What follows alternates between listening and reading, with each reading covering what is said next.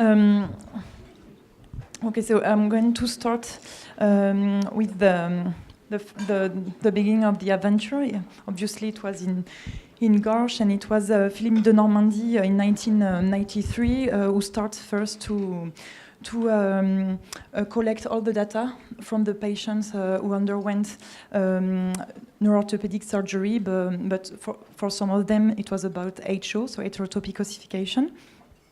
And then François joined them in this project. So you know that heterotopic ossification are abnormal formation of lamellar bone in soft tissues around the joint. And it was first described by Dejerin in 1918 on soldiers, paraplegic soldiers, during the First World War. There is two main causes for HO. The first one is congenital, but this one is pretty rare, and there is a lot of research about the topic to try to find the mechanism. And the other ones are acquired, and usually they are post-traumatic, that's the most common. And the other ones are neurogenic. So it's going to be the topic for today, and we call them NHO. So to start with epidemiology quickly, so we can see HO more in adult population, in spinal cord injury, traumatized patient, or traumatized brain injury, and also stroke, but less common. For the localization, the most common localization are the hip, followed by the elbow. For the knee and the shoulder, usually they are diagnosed lately, and usually it's in the context of the broken bone. And for some patients, there is multiple localization, especially for traumatic brain injury and spinal cord injury people. So we all the literature so far try to identify some risk factors to identify which patient can develop HO.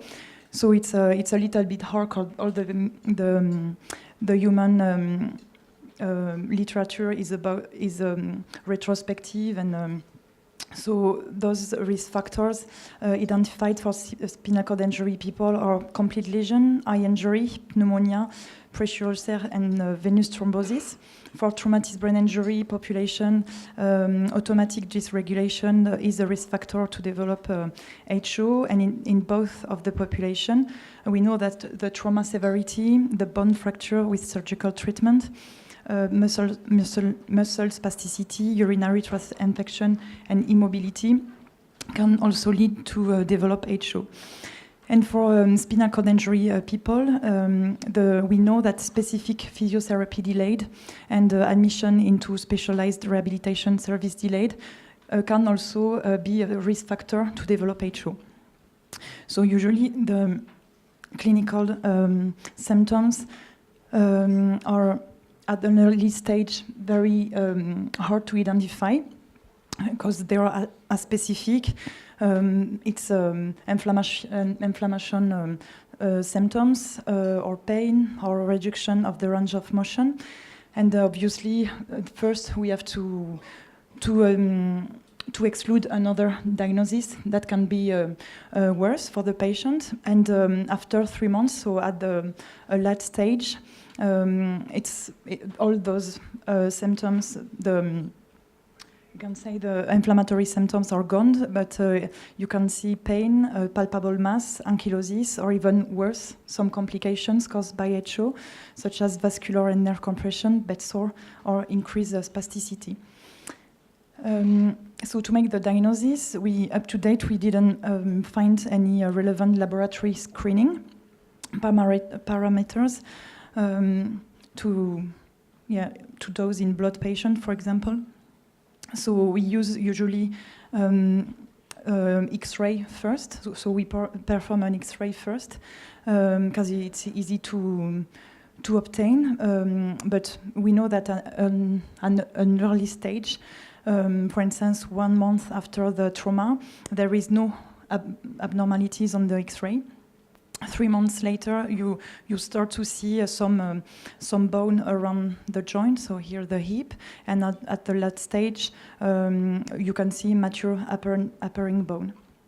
So that's the problem or the point. It's to try to identify those HO at an early stage. So now we try to use more often the ultrasonography or the MRI. But the gold standard for those exams is still the CT scan. So we do the CT scan with the 3D reconstructions and with an arteriovenous opacification. And this exam is going to help to define the relation between the HO with the nerve and the vessels. This is going to help the clinician and the surgeon to define a surgical approach when the surgery is indicated. And now we stop doing a 3-phase bone scan because there is a lack of specificity and it's always hard to have. So the diagnosis can be very hard, especially at the acute phase. We can understand that because of the priorities in intensive care unit. The patients are not always able to say that they are suffering or they can't explain that they have pain. And there is a poor correlation between X-ray and clinic, so that makes the diagnosis very hard sometimes. So to date, there is no treatment, no medical treatment to prevent or to treat HO. We try to, with the physiotherapists, to entertain the joint mobility. We try sometimes to give to the patient some anti-inflammatory, non-steroidal anti-inflammatory, but because they are weak, it's always a discussion. And sometimes we also do an infiltration when the HO creates a conflict zone with the bone. So the only curative treatment to date is the surgical resection.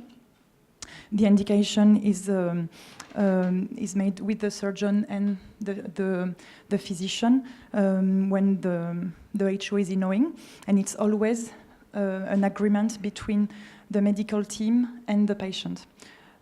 So we have to keep in mind that we do that for the patient, and there is a goal. The conditions, it's as soon as possible, because we are always afraid about ankylosis, because when there are ankylosis, it becomes very hard for the surgeon to perform the surgery, because we are afraid about fracture during operation. And an early postoperative mobilization is essential after the surgery. So the human model has a few limits. First, they are all heterogeneous. The methodology used is usually retrospective. They are made on very small samples of patients. The context, the neurological context about the trauma is not always well known. Diagnostic criteria are not well established. Sometimes it's about X-ray diagnosis, sometimes it's clinical symptoms, and obviously, because they are retrospective study, they have confounding factors. So we first create a database with all those patients called Banco to try to identify epidemiological approach of the human model developing HO. So this database starts from October 1993. That included 528 patients with central nervous system damage who underwent surgery for troublesome HO. They all went through a specialized neuroorthopedic consultation in only one center. You can see that we excluded some patients with cerebral palsy and all the patients who didn't have a stroke, spinal cord injury, or traumatic brain injury. And we also excluded from this database the patients who had the first surgery in a different hospital to avoid the base. So we got 418 patients that correspond to 610 first surgeries.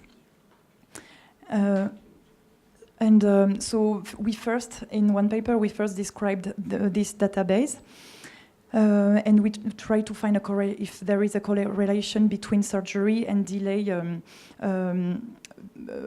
correlation between surgery delay and HO recurrence. And in this, so in this database, you can see that half of the people who developed HO or traumatic brain injury population, they are followed by spinal cord injury patient. Then it's stroke patient, and then cerebral anoxia. First of all, we have to note that 80% of the people are male, and in the spinal cord injury population here, you can see that the delay from the central nervous system damage to the first surgery is way higher than the total median. So the site, the localization of the HO is mainly the hip, followed by the elbow, the knee, and the shoulder. For all the population, the hip is the most common localization. For the knee, it's the stroke or spinal cord injury people, and shoulders, it's more common in traumatic brain injury and cerebral anoxia. So there is some side effects after the surgery that we can see. Most of them are sepsis, followed by HO recurrence. Sepsis mainly occur after spinal cord injury. And HO recurrence mainly after traumatic brain injury, and they are all associated with hip joint most of the time. There is in this study there is no correlation between surgery delay and HO recurrence. In another study, we looked for the repercussion of hip ankylosis caused by an HO during the surgery or post-surgery. So for those patients, they all have the CT scan with the 3D reconstruction, and we were looking for intra-articular lesions, and we defined the bone density of the femoral head. And sometimes the surgeon had to perform a capsulotomy if a fracture of the femoral neck during the surgery, or if in the preoperative CT scan we saw intra-articular lesions. So on this scan, you can see here the head that is very osteoporotic. So that's a risk of fracture during or after surgery. So in this, for those people, we could see articular lesions in the scan only in the ankylosis group, and it's the same for osteopenia. Osteopenia was seen in femoral head only in ankylosis group, ankylosis hip group. And we had, in 25 cases, we had a capital fracture of the femoral neck. So none of the non-ankylosed hips had an intra-articular lesion. Even the slightest movement seems to preserve the integrity of the joint, so this point is very important. And early resection of HO may prevent intra-articular complications. In another study, we try to identify if there is an association between recurrent risk and after an HO hip excision in traumatic brain injury patient and operative delay, and also with the degree of neurological sequelae.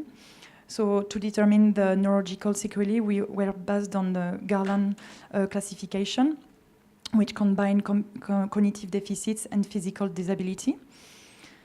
So the conclusion was there is no risk, early surgery is not a risk factor for recurrence, and there is no correlation between cognitive and functional status with the recurrence. So the main thing is the sooner the pain can be relieved or range of motion increase, the sooner the neurologic and functional recovery can be stimulated. So we have to operate our patient as soon as possible. In another study, we tried to identify the relationship between recurrence risk and preoperative HO extent after hip HO excision in traumatic brain injury and spinal cord injury patients. And for this study, we use the Brooker classification, that is a radiological aspect of the HO. And the conclusion was there is no significant relationship between preoperative extent of hip HO and recurrence risk after surgical excision. So I keep going. For this one, we identified that hemorrhagic stroke seems to be a risk factor for HO, but it was not significant. So we have to. We are going to repeat that one. Another one on the sciatic nerve compression. We had the feeling that this complication was underestimated. So at least we recommend that we have to examine several times our patients along their stay in the hospital, and we have to look for some peripheral, some sciatic nerve impairment. So, and the CT scan with 3D reconstruction must help to determine the proximity between the nerve and NHO, and is going to help if the nerve is too close from the HO. We have to perform a neurolysis. It's an argument to go to the surgery. In the other case, we can just do a follow-up. But electromyogram is not required and helpful in this situation. There is some of other papers on the topic, and then in parallel we developed an HO murine model. So the first thing about that is the development of a reliable animal model of an HO in wild-type mice. So this model works if you do a complete spinal cord transection, and you add to that an intramuscular inflammation caused by cardiotoxin. Cardiotoxin is it's a powerful myotoxic, and for all the mice, when you combine those two things, you have